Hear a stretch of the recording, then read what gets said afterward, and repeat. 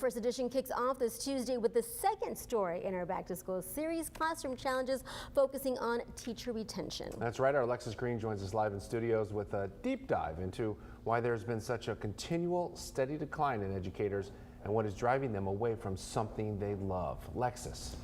Good morning, John, Thomas, and Barbie. Walking away from your calling is no easy feat, but it's becoming increasingly more common. What's behind it? Well, teachers across the state are saying the largest reason comes down to competitive pay to match the expectations of them in the classroom.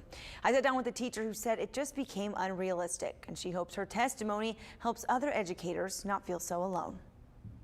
We sat down with Veronica Hernandez, who taught in the CCISD for 24 years, fifth graders having a special place in her heart. And even though she made the decision to retire in 2023, she says the wound is still fresh. The stress and the workload became very overly daunting. And also maybe, the lack of pay, not having competitive pay. She explained that technically she did hit the rule of 80, which means she met the requirements to retire, but she says that's not what led to her decision to turn her classroom light off. Well, there's a concern because in CCISD alone, there were over 400 vacancies the entire year. Dr. Nancy Vera with the Teachers Union has one burning question when it comes to keeping teachers in the classroom. Is why? Do they not want to hire because of the shortfall of money from the state? They're not paying the teachers certainly enough, or the custodians or the bus drivers or even the paraprofessionals. Hernandez said oftentimes she felt she didn't have the resources or frankly enough time in the day. Classroom teach time, you're very limited. So when you start the morning, you hit the ground running because there is no time to waste. At one point in her career, this educator had 28 fifth graders in her room.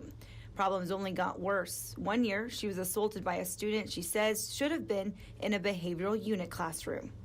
And I never saw that coming. I never in a million years thought that I would have a student literally physically hit me. And she's not the only teacher to have a similar story. But if we had incentive pay, perhaps you could attract that personnel. What ended up causing her burnout was the emphasis on standardized testing. Because that's what I got into teaching for, to instill a love of learning. When you have to kind of drill to be ready for that test. Which ended up leading to her decision to focus on her health and ultimately retire.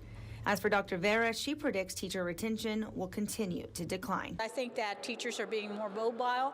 They're moving from location to location, trying to get the best pay they can get to help support their families.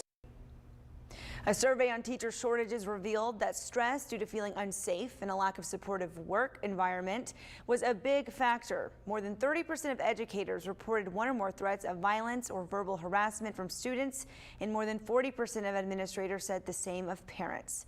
Hernandez did share some advice for newbie teachers out there. She says, love your kiddos because that's what you got into all this for, and to look out for yourself by finding a veteran and let them take you under their wing. Hernandez says support is everything.